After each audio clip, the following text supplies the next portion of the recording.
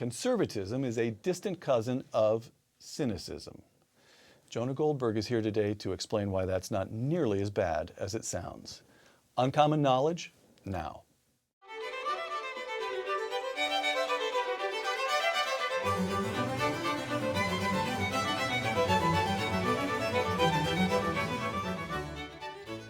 Welcome to Uncommon Knowledge. I'm Peter Robinson. Be sure to visit our website, by the way, at hoover.org/UK. hoover.org/UK. With me today, Jonah Goldberg, a columnist, scholar, I know that's an especially good scholar at the American Enterprise Institute, and the founding editor of National Review Online. Jonah Goldberg is the author of the best-selling book, Liberal Fascism: The Secret History of the American Left. Jonah's new book, due out this spring, is The Tyranny of Cliches. Jonah, welcome. Great to be here.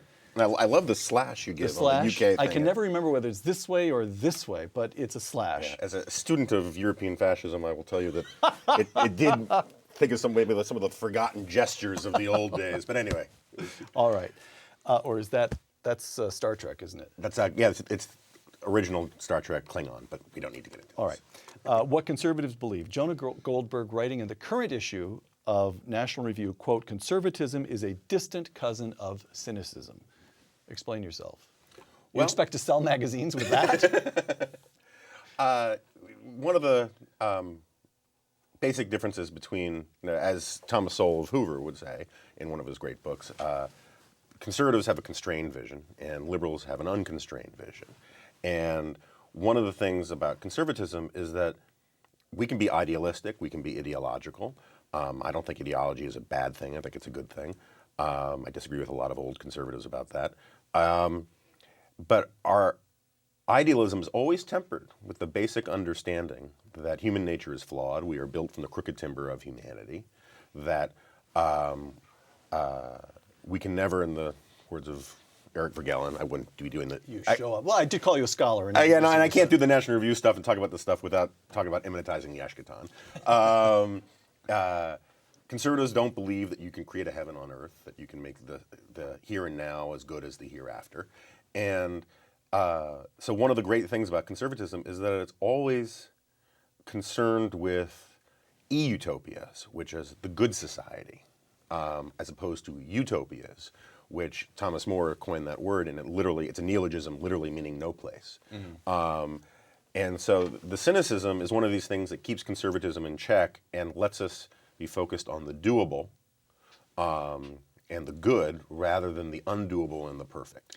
From the same essay, quote, "The left's problem is that it has no limiting principle to its idealism," which means? Which means that because they are utopian, right? Think of them as the donkey with the carrot hanging from the stick. They never catch the carrot. There's always more to be done. There's never a moment at which they say, mission accomplished. Let us now go back to do the important work in the Burkean little platoons of our lives and do the things that keep a society healthy. Instead, there's always the next bigotry to topple, the next thing as we climb up this hill towards a perfect society. And so, you can never say with, and this represents itself in more pragmatic and earthly ways too. Bill Vogeley's great book on this, called Never Enough. There's no limiting, he argues that there's no limiting principle to what they think government can and should do. I'm one of these guys who actually argues that it's liberalism that is far more dogmatic than conservatism, and that the fundamental dogma that defines liberalism is that government should do good where it can, when it can, whenever it can. And they leave it to the experts on their own side to decide good on a case-by-case basis, what's good for the cause, good for the movement, good for making them sleep well at night. But there's never a sense of the cause ever ending. So there was a famous moment in the early Cold War that Robert Conquest writes about when somebody, it may have been some American, said to a big-time Soviet, I think it was Litvinov, can't remember, but the question was, from the American to the Soviet, if we met all your demands, what would happen next? And the reply was, you would get our next set of demands. And you're saying that Nancy Pelosi would be forced to answer forced by her ideology, by her caucus, to answer the same way. You could not sit down Nancy Pelosi and say, if you could have everything you wanted, here, write it all down, what would it be? Where would it end? And she would not be able to give you an answer to that question. I think there's one question you've begged here, one assumption that you've made. All right. Is that you would get an honest answer out of Nancy Pelosi. Because I do not... The Soviet maybe, Nancy Pelosi That's never. right. I think Nancy Pelosi, you know, this is where the pragmatism thing comes in. It is perfectly fine. What is it, under Islam, there's this theory of you can have a truce for a little while you get ready to have a war again. It's okay to say, here's my list of all demands, this is all we'll ever want. And then once you get them, ta-da, come out with another list of demands. Right. But yes, I think that if you could put her under hypnosis and say, you know, is there ever enough? She would say no, because there can't ever be enough, because there will always be some injustice out there and all the rest. And what the conservative mindset can appreciate is the fact that we'll never get to perfect, but you can get to good enough. All right. The President of the United States. What's required is a new declaration of independence, not just in our nation, but in our own lives, in our own hearts, from ideology and small thinking, from prejudice and bigotry, from selfishness and narrow interests, an appeal not to our easy instincts, but to our better angels. And your attitude is, oh, go ahead, appeal to the easy instincts. No, I have no problem.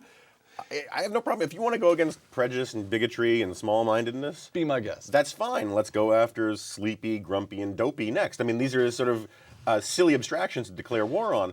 What I find offensive there is Obama's insertion of ideology in that list.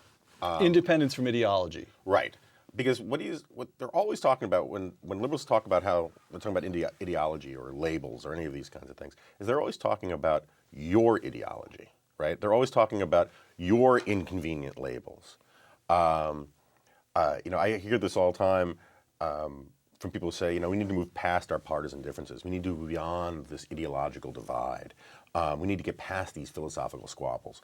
What I've never heard, and I only hear that from liberals, right? Right. What I've never heard from any of them is, you know, we need to move past these ideological differences. We need to move past this partisan divide. And so therefore, in the name of getting stuff done in Washington, I'm going to abandon all of my principles and agree with you.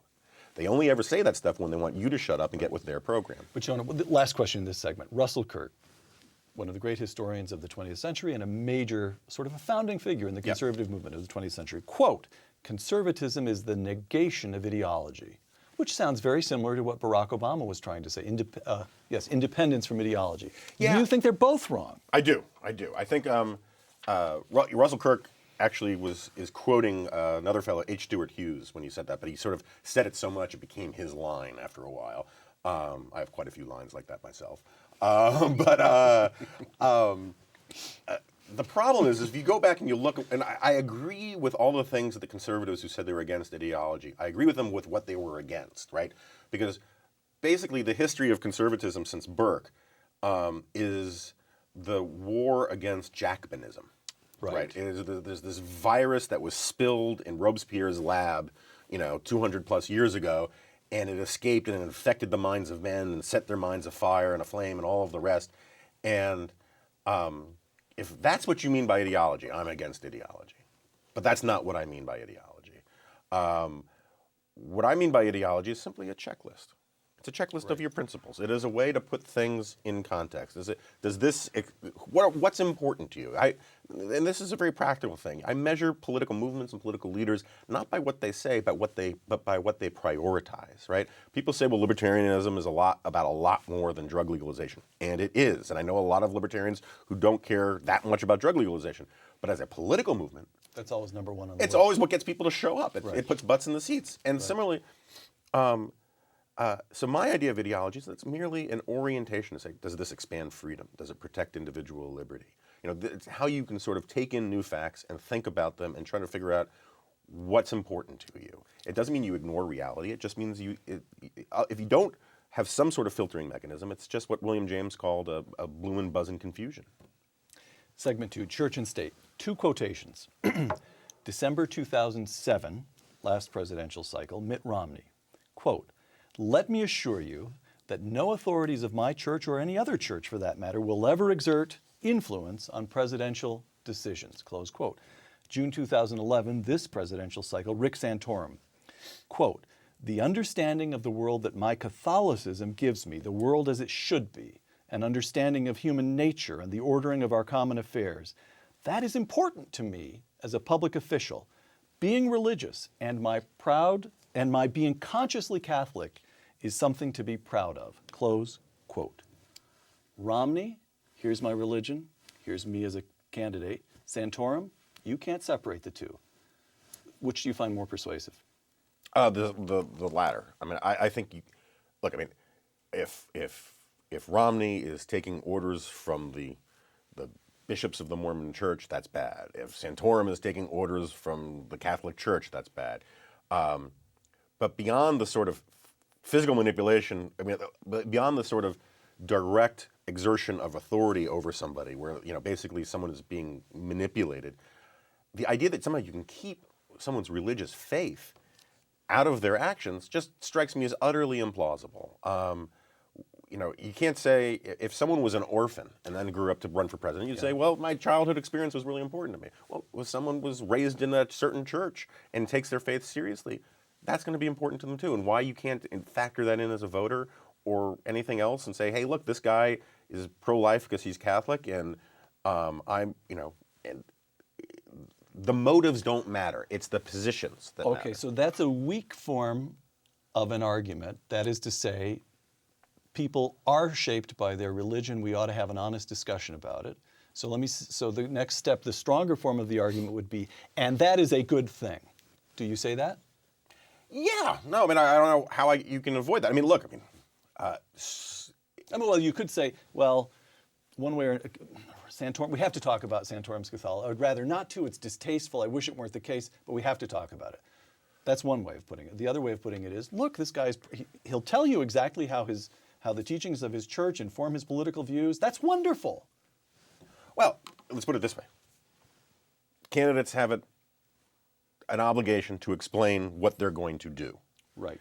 And if a candidate is going to explain what they're going to do, invariably what's going to creep in there is, why does he want to do it? Right. And if he says that the reason why I want to build public schools is because I'm a Catholic, that's fine by me if it's smart to build the public schools, Right. Okay. And that's all it is. Getting obsessed about the motives about all this stuff, I find pointless to a certain extent. I mean, I am for a strong national defense, even if the president is an atheist or if he's a Satanist. The positions on the policies don't really matter. It's helpful to know where these guys are coming from, and I think there's no reason why they can't say that's where they're coming from. Newt Gingrich.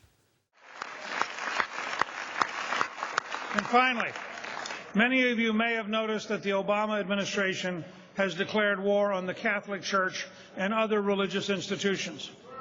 I want you to know that on the very first day, I will sign an executive order repealing every anti-religious act of the Obama administration as of that moment. War on the Catholic Church and other religious institutions. Fair statement? Acceptable if you give a little leeway because that was primary night in Florida and everybody's spirits were high even if he'd lost? Yeah. Well, you know you don't like it. You know you're uncomfortable with that formation. Look, Newt contains multitudes, and he is, I've been calling him in columns now for a while, Newtzilla. I mean, rah, that's how he sort of approaches these things. And so, do I think it's a war on religion? Yes and no. I think that definitely within liberalism, this goes back to my stuff from liberal fascism. Liberalism or progressivism, however you want to call it, what it shares with a lot of the other isms of the left is this totalizing vision that Zbigniew Brzezinski and others, they defined totalitarianism as societies where there can be no islands of separateness. Mm-hmm. Every oar must pull in the same way. The Nazis used to talk about the Gleichschaltung, which meant coordination. It was a term borrowed from electrical engineering. And when you look at how progressives want religion to be treated in America, right? If you take the intellectuals who are honest and serious about this, they want to get rid of the tax breaks, or tax-exempt status for religious institutions. They, we just saw recently with Obama saying that the Catholic institutions have to allow for coverage of birth control and all that kind of stuff. They don't recognize that religion is an island of separateness from the progressive cause, and so in that sense they are at war. I mean, the important thing about in the culture war, the thing that the left never wants to acknowledge, and it seems to me incandescently true, is that they are the aggressors. Now, sometimes they've been on the right side, and they were at the forefront of the civil rights movement. Conservatives were wrong or too slow in joining in on that for a while.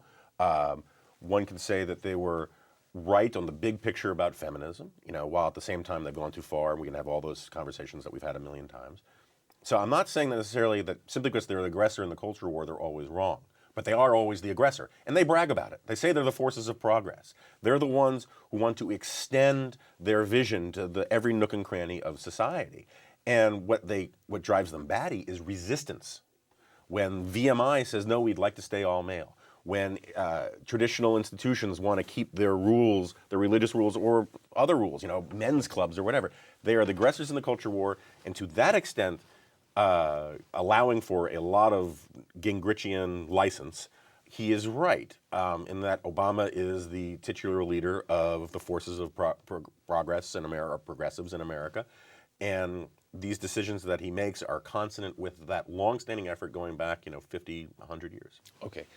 Practical political implications of that. As you know, this is a kind of commonplace of American politics, Catholics in this country have been traditionally associated with the Democratic Party. Reagan changes that pattern, and it snaps right back under the Bushes that Catholics tend to vote Democratic more than Republican. Now listen to this, which is just a week or so old. His Excellency David Zubik, Bishop of Pittsburgh, writes the following in the Diocesan Newsletter, Pittsburgh, quote, "It comes like a slap in the face. The Obama administration has just told the Catholics of the United States, to hell with you. There is no other way to put it." Close quote. Are we going to get some shifting of the allegiances here? Well, that depends a lot on Catholic leaders, right, who have to be willing to actually put their money, as it were, where their mouths are. I mean, the better sign in some ways of how contrary-wise or cattywampus Obama is with Catholics was that E.J. Dionne wrote a column for the Washington Post. Even E.J. With his dress over his head about how Obama had abandoned Catholics on this and betrayed progressive Catholics. And if you've lost E.J. Dionne, who do you still have? Even the bishops have to start thinking twice. Okay, so let me ask you this. This is before this whole issue broke. Last summer, Gallup found that whereas 52% of Democrats seldom or never attend religious services, 62% of Republicans attend church or synagogue at least once a month. Mm-hmm. So it looks as though you're getting a sorting out into the party of God and the party of unbelief. Mm-hmm. Is that healthy for the country? Probably not. But who are you going to blame? I think it's not healthy. But at the same time, if you have the party of unbelief making huge strides, it only makes sense that the party of God would rally in a sort of antibody response to fight that process. And I'm in favor of these sorts of battles being fought. I mean, it's just because it's ugly to say that politics is being divided along religious fault lines doesn't mean that the people on the religious side of that fault line should surrender or give up the fight. And it will be awkward because what you're going to get is some extremists or some partisans or some true believers who, never having had to sort of think of their politics in religious terms, may go too far in defining their politics in religious terms. And that could be a problem. Right. But on the whole, there's a reason why it's been called the Leave Me Alone coalition for the last 40 years. The Republican Party, the conservative movement, is a creature that feels put upon by the left and the government, and for having its views imposed upon it. And I don't think they should lay down just because it makes our politics more ugly. Segment 3, diversity. An open letter to the Los Angeles Times. You know where this is going already. Quote, the greater Southern California community. Of which you were a part. Well, Northern, I'm of the. Oh, that's right, you're in Northern, yeah. Yes, the yeah. Northern California community. You're the heathens, yeah. Is not one that, is one that not only proudly embraces its diversity. You can type it, but you can't read it. One that not only proudly embraces its diversity, but demands it.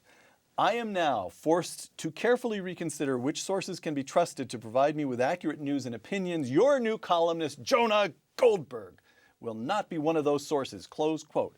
Signed, Barbara Streisand. Explain. Okay, this is really truly one of the highlights of my career, and in many ways. Where do you go from here? Exactly. I mean, I should have just walked off the stage. Thank you, everybody. It's been great, and picked a new career because it just you're supposed to always leave on a high note.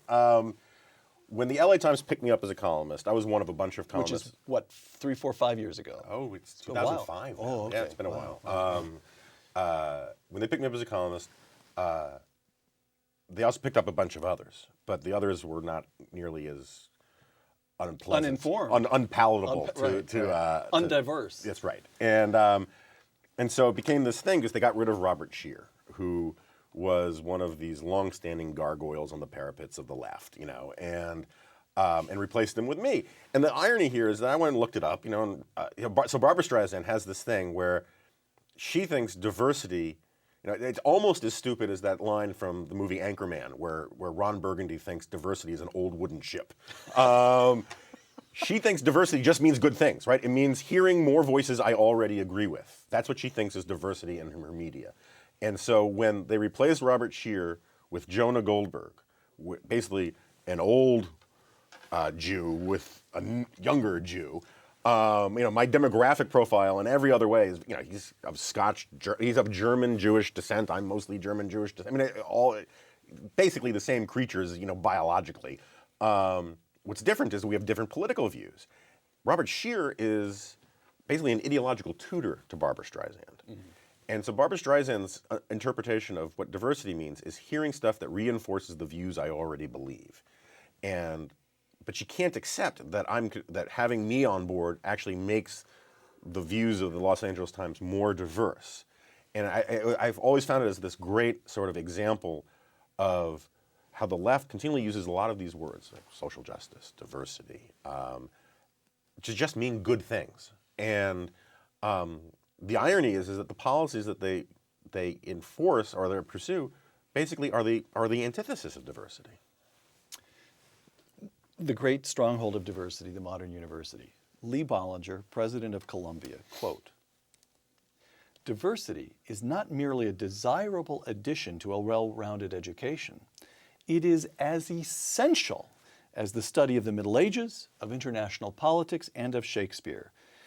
Diversity broadens the mind and the intellect, essential goals of education, close quote. What the heck was wrong with that?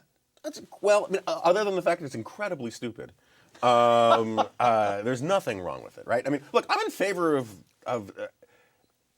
favor of diversity depending on how you mean diversity, right? I mean, obviously, we don't really when people say diversity makes things stronger, sometimes they're right? A mixed portfolio is a stronger portfolio than one that is invested entirely in pets.com, right?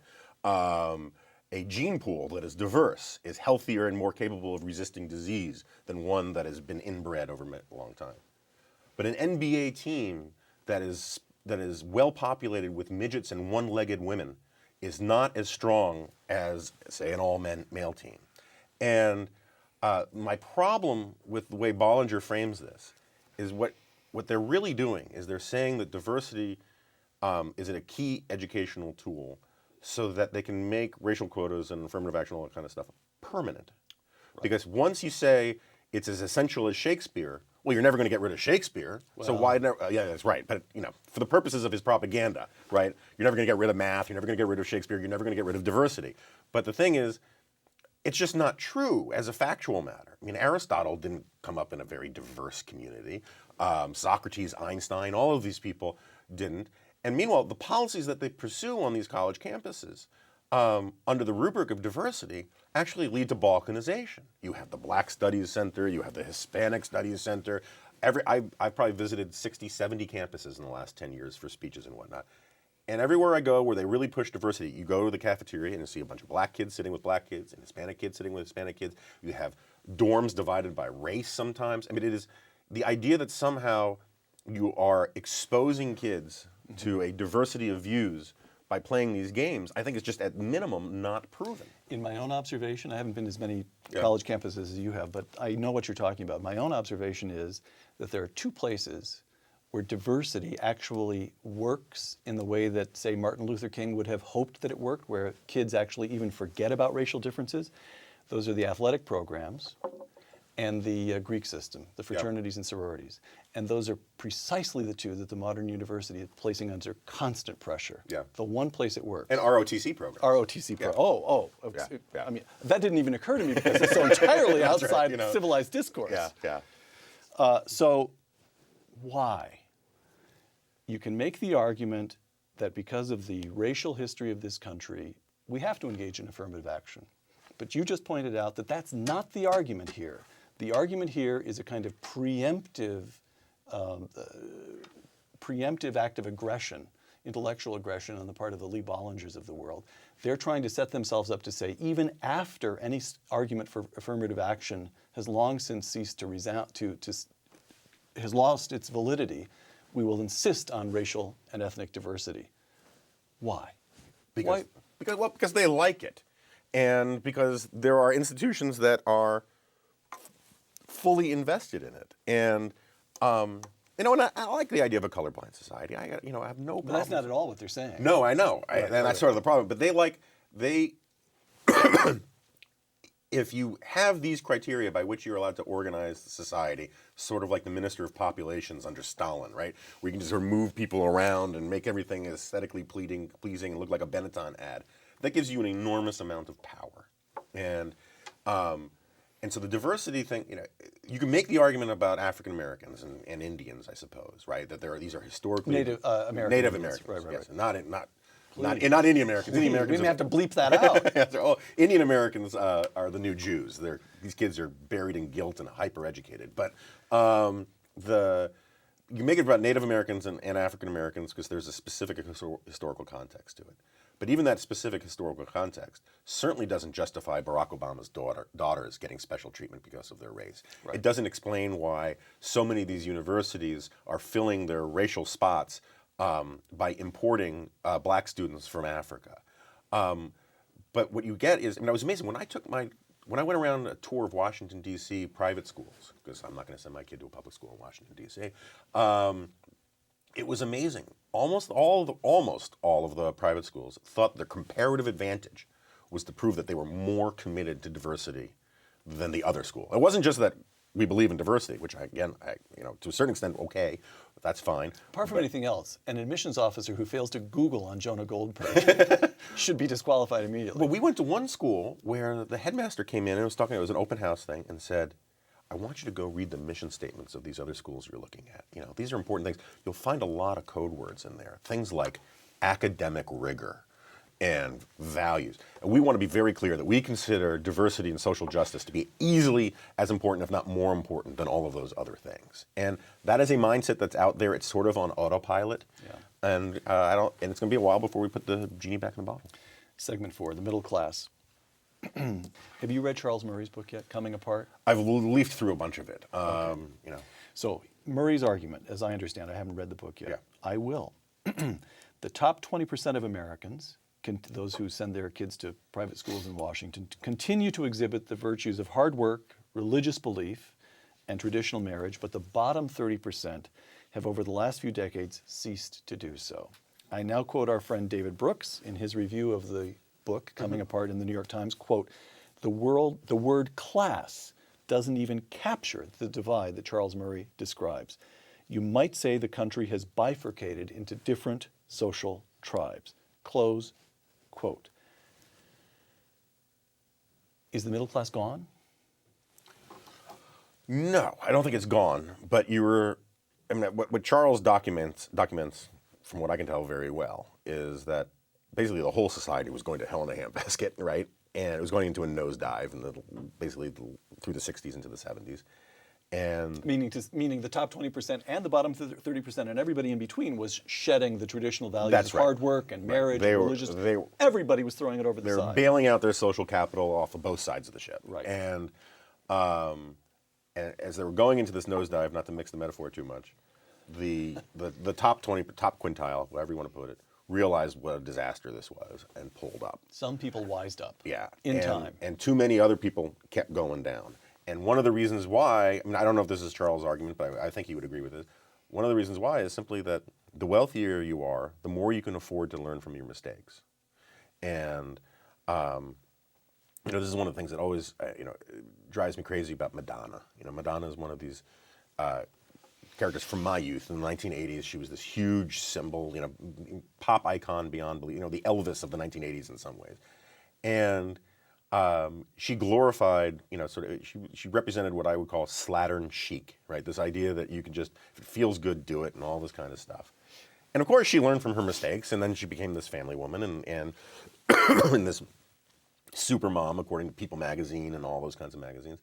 And she could afford to do that because she had tens, if not hundreds of millions of dollars. She has nannies to take care of the children. Her nannies have nannies. Right. She has entourages of people. She once told in an interview that she doesn't have any problems changing diapers because she's never changed a diaper.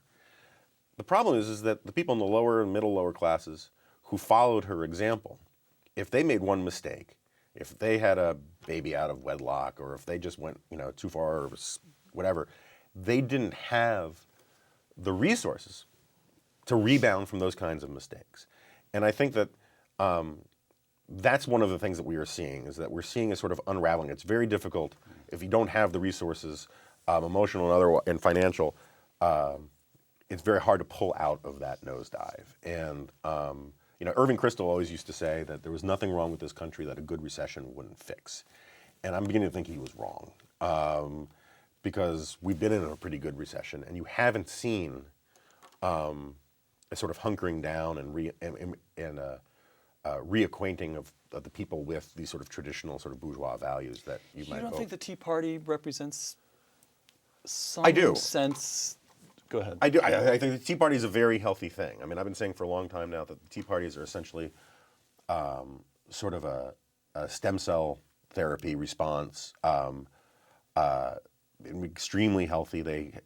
Particularly they helped the Republican Party regrow a spine, and that was a very good thing.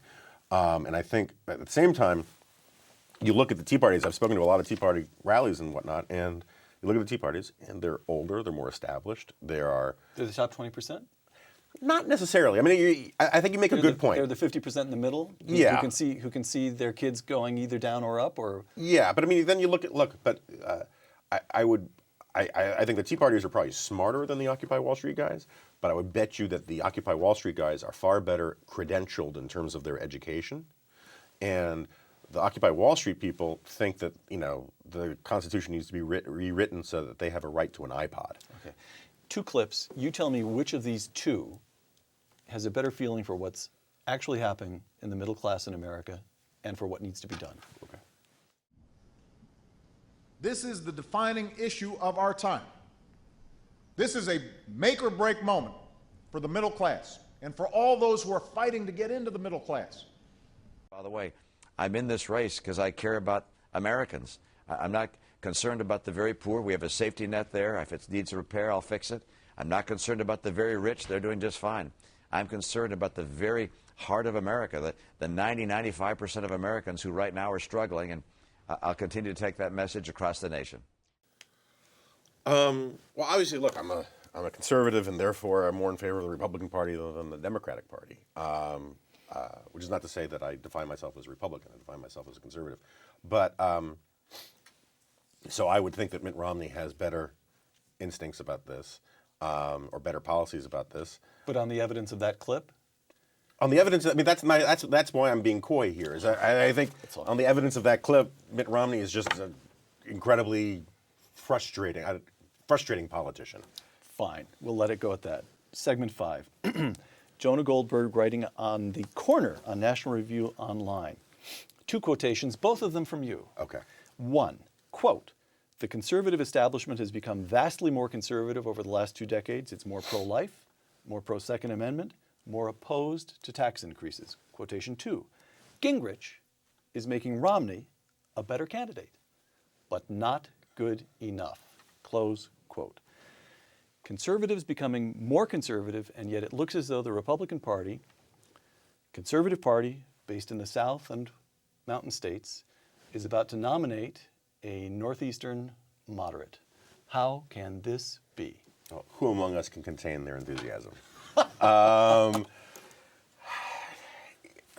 It is a source of great frustration. I'm not so much anti-Romney as I'm sort of anti-pro-Romney. I get that. Yeah, actually. I get that actually. It's the people who want to tell me that he is everything that we need and that he is this new Reagan and he's this full spectrum conservative and all this kind of stuff. I don't buy any of that. And that's, in some ways, that's okay, right? I mean, I, in some ways, would like to move to a more transactional relationship with the White House.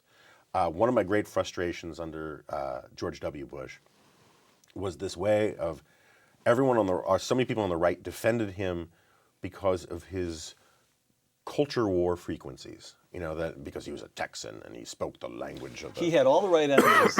Right. He had all the right enemies, therefore it was our duty to stick up for him. That's right. And I think a lot of conservatives overlooked a lot of battles that they otherwise would have had because his enemies were so terrible and it was a war and all the rest. And this has been my theory for a very long time, is that the Tea Parties in many ways represent a delayed backlash against Bush and a delayed backlash against being forced to vote for John McCain.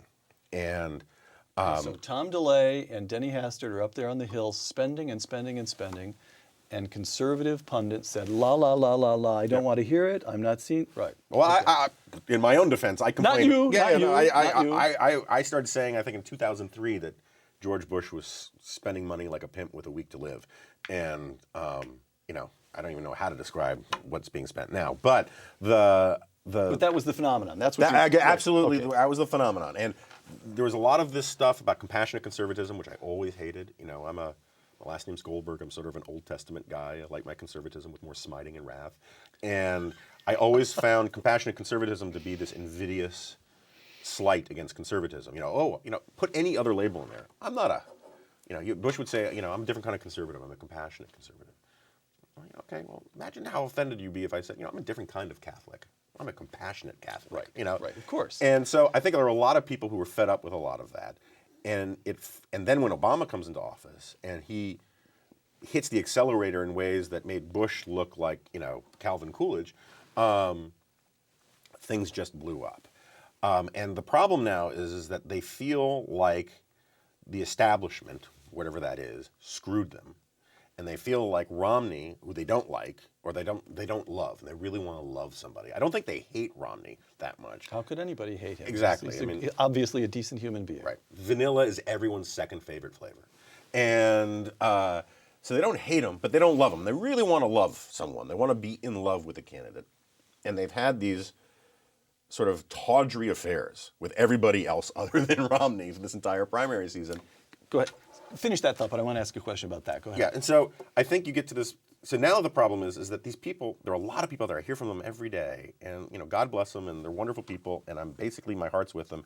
But they have this conception of the establishment of the Republican Party as if Lowell Weicker and Nelson Rockefeller are still calling the shots. But you can understand. Okay, hold on. Let me put the question to you this way.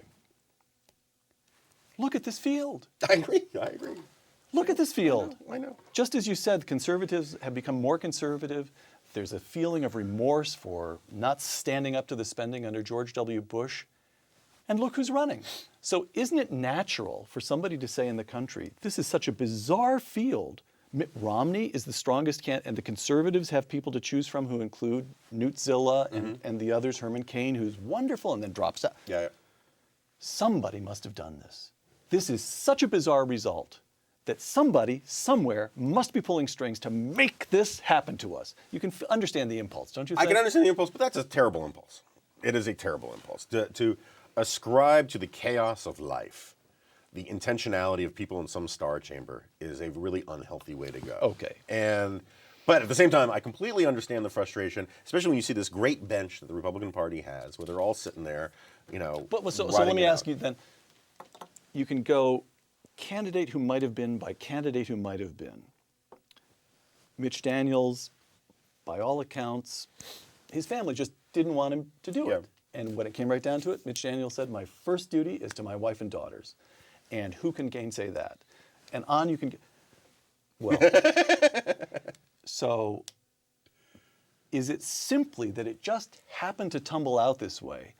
Or has the GOP or the nation now set up a combination of nominating procedure with an overlay of new media that just makes every sane candidate take one look and say, my wife doesn't want me to do this? Well, is there something systemic rather? Yeah, I don't think so. I think this was just really, really bad luck. Okay. And just on a point of clarification, you know, Cato Byrne makes this point often. When these politicians say... Cato Byrne, your colleague at National... Your irresistible colleague at irresistible. National Review. She's now the head of the National Review Institute. And she gets fed up with when politicians say, I can't do it because of my family. You know, and she was an Army wife for a long time, and her point is, you have these 22-year-old kids, these 18-year-old kids, going off, fighting, sometimes dying, leaving families behind for our country. And if you believe what these politicians say about how the country's going to hell and needs to be defended, we need to change these policies, and then they say, oh, by the way, even though I have $1 million in a wonderful house, you know, but my daughter, you know, has tennis lessons and I have to, you know, there is a disconnect there that's problematic. On the other hand, I'm a big softie about my family, and I understand that. In terms of the luck thing, I think basically the big part of the problem was that you had Tim Pawlenty and Mitt Romney soaking up the moderate, and to a lesser extent John Huntsman, who really sort of nailed down the Mandarin-speaking vote in the Republican primary. But you had Romney and Pawlenty, and Pawlenty got in very early and announced very early that he was going to spend big money and have big organization to defend this space of 3 feet to the right of Mitt Romney. And I think that is one of the things that discouraged a lot of people who would have to get into that space, you know, the Mitch Daniels and all of those guys. And then it turned out that this idiotic Iowa straw poll, I mean, this incandescently stupid straw poll thing, in a ridiculous caucus state to begin with, completely blew up. Goldberg at nationalreview.com for all our viewers in Iowa. I love Iowa. I think the Iowa caucuses are idiotic. Right. But so you are making the point that there is a procedural nonsense in the middle of all this. I agree. There are systemic problems, but I don't think it's all right. the system, you know, or anything like that. Okay. So Tim Pawlenty, but you are genuinely making the case that Mitch Daniels and Jeb Bush and Chris Christie were chicken of Tim Pawlenty? To a certain extent, yes. You are. Yeah. No, let's take it back. Okay. So who is this conservative establishment that wants Mitt Romney? I sort of assumed you were a member of it. It's amazing. That's certainly the first name that pops into my mind every time I hear that phrase. For months, I'm getting this email from people saying, you know, your hero Mitt Romney, you're in the tank for Romney, and I challenge them to show me a single paragraph I've written that would support this claim. It doesn't exist. But okay, I think by acclamation, people would agree that Bill Kristol, if he's not the president of the conservative establishment, then he is certainly, you know, the standing secretary or the treasurer Bill of it. Kristol, right? editor of the Weekly Standard. Weekly Standard, and a great man, a good friend, and all the rest. Man. But Bill Kristol has been doing everything short of walking around naked with a sandwich board and a bell, screaming for somebody else to get into this primary. And yet everyone says, oh, the establishment, you know, Bill Kristol and all these people, they want Mitt Romney. I don't think anybody has been dying for Mitt Romney to get in, but Mitt Romney wanted it. He's fought for it. He showed he has the fire in the belly in a way that these others haven't. And you know, I mean, my point about him for a while now is that he sort of speaks conservatism as a second language, so it comes across idiomatically really messed up. But he clearly wants this, and he's been running for it for a very long time. And no one else had that fire in the belly that at least was a plausible guy to run. And I personally, I think it's a shame. I think he might make a fine president. He might win it, but Win the nomination or win the presidency? win the presidency. All right. So you think he, as we sit here today on February 2nd taping this show, it's all but a foregone conclusion that Romney will become the nominee? Close to that. Very close. Close to that. No chance of a brokered convention, or the chance is 1%? I mean, Look, any pundit who says they know what's going to happen next after being just beclowned over the last 6 months by this process needs to have their head examined. But all right. it looks that way. Aside from your best-selling books, I make the preemptive presumption that The Tyranny of Cliches will become a best-selling book, as well as Liberal Fascism. I appreciate that. So aside from these objects printed on paper, you have 30,000 Twitter followers, you have a Facebook page, you have an email blast with tens of thousands of subscribers, you're a founding editor of National Review Online. How has the new media changed the conservative establishment? How has the new media changed the job of the political pundit? Let's put it that way. Oh, well, first of all, to correct one thing, I don't have a Facebook page anymore because I hate Facebook. And I've taken to calling it Satan's urinal. But on the other fronts, I think one of the things that's frustrating for me is, and I'd say this purely as a guy who's trying to put food on the table, is that the new media environment has completely commodified column writing. Yeah. And people forget that people think the internet killed newspapers. Well, the internet basically just finished them off. Newspapers have been dying for about 60 years, and the process is accelerated and accelerated. And so, just as a business proposition, regardless of any grander analysis, it's just very bad for this business. There's never going to be again a Walter Lippmann, a William Safire, a George Will, a Charles Krauthammer, a columnist who sort of owns some real estate and changes opinions and all the rest. And that, I think, is probably healthy for society, but bad for business. But it sucks for me. And so these are sort of problems.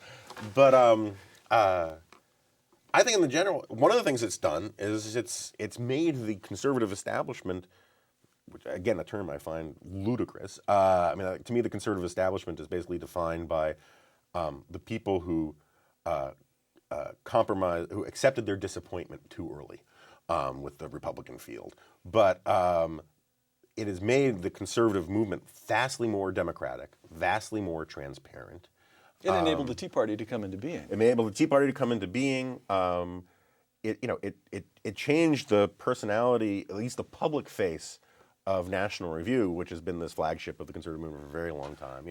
The magazine still hews to a certain tradition, the print magazine, but National Review Online is read by more people than the subscribers to all the political opinion magazines combined. Right. And it has been for a very long time. And I think that's all to the good. I think in many ways what's happening is, you had basically this strange parentheses from basically the beginning of the New Deal until about 1982, let's say, or 1989, of the American people being willing to sort of be spoon-fed their information from these elite big institutions in the media, the big three news networks, the New York Times, the Washington Post, the LA Times. That's going away, and that's good, right? The American people, because of the New Deal, because of World War II, and because of the timing of the arrival of live television, were used to sort of essentially, for want of a better word, falling in line and taking orders from their media elites. We are now going back to what was the norm in America, and is still the norm in Europe, of a more partisan press, where Tocqueville's America. Tocqueville's America, right? And Tocqueville talks about this at great length. He says, the key to America is association, and the key to associations are newspapers. Right. And so it's whether it's the Daily Kos or Red State or National Review Online or the Huffington Post, these are serving the same function that newspapers served in the 19th century, of forming communities where people can get together, get the information that they want to get. And it has the advantage of a certain fundamental honesty. Yeah. People who write for the Huffington Post don't have to pretend that they're being impartial. Nobody would suspect them. Right. In their wildest imagination, you wouldn't accuse them of impartiality, nor would you accuse anyone at National Review Online of impartiality. They're very partial people. Yeah, that's right. And they explain why. But I've argued this for a very long time, that opinion journalism, the good reported opinion journalism, is the best journalism in America. for the simple reason that, you know, if you take something that Ramesh Ponnuru always likes to say, that my colleague at National Review, and I'm convinced a Vulcan, Ramesh likes to say, I want to go after the left's best arguments, not their worst ones. And he sets forth in a fairly lawyerly way of laying out their best arguments and then trying to take them apart, the way a lawyer would. Now, lawyers, you know, defense lawyers and prosecutors in a court of law, we know they are not impartial. The prosecutor wants to put the accused in jail. The defense lawyer wants to keep him out of jail. But they have to address the other side's best arguments. They have to address the relevant facts. And they have rules about honesty and all of the rest. That's what a good opinion journalism, whether it's on the left or the right, that's what it does. It says, this is where I'm coming from. This is why you should agree with me. This is why the other side says I'm wrong, and here's why they're wrong. And that I find so much more pleasurable to read, whether it's coming from the left or the right. I mean, a good, really good piece in the New Yorker making a case for something, so much better to read than some allegedly objective garbage that you might find in, you know, in a 10-part series in the New York Times. Last question. A word of advice then for a member of the Tea Party who feels who feels your frustration with the field, and who feels, as you feel, that the chances that Mitt Romney will be the nominee are very, very good, and that somehow or other this is at a minimum unsatisfying. What is your advice to that viewer? Well, suck it up. I mean, seriously. I mean, you know, Barry Goldwater gave this, and I love the Tea Party. I'm not trying to be dismissive of it, but this is life. This is the situation that we are in. You know, we can have huge arguments like little kids about wouldn't it be cool if Superman could fight the Hulk, right? But they don't get us anywhere. Barry Goldwater, in, what was it, 1959? You might know this better than I do. You wrote a wonderful book about the Republican Party. The forces of Goldwater, the old forces of the Taft guys, were completely screwed by Nixon. Right. But Nixon gets the nomination in 1960, and Barry Goldwater gives this wonderful speech where he says, let's grow up conservatives. You know, because the conservatives were talking about bolting and third parties and all this kind of stuff. He said, let's grow up conservatives. This party is our historic home. Let's do everything that we can for this party. And that is the simple fact of it, is that we have our two-party system. Whether that's wise or not, that is the fact of the situation that we are in. Third parties historically only screw the parties that they are more simpatico with. And if you honestly believe all the things that we've been saying and reading and thinking for the last 3 years about Barack Obama and his agenda, then it is a simple no-brainer how to vote. And it doesn't mean you have to like it. You can force yourself to eat spinach. You can't necessarily force yourself to enjoy the experience. That's right. Jonah Goldberg, author of the forthcoming The Tyranny of Cliches. Thanks a lot. Thank you. This was fun. I'm Peter Robinson for Uncommon Knowledge. Thanks for joining us.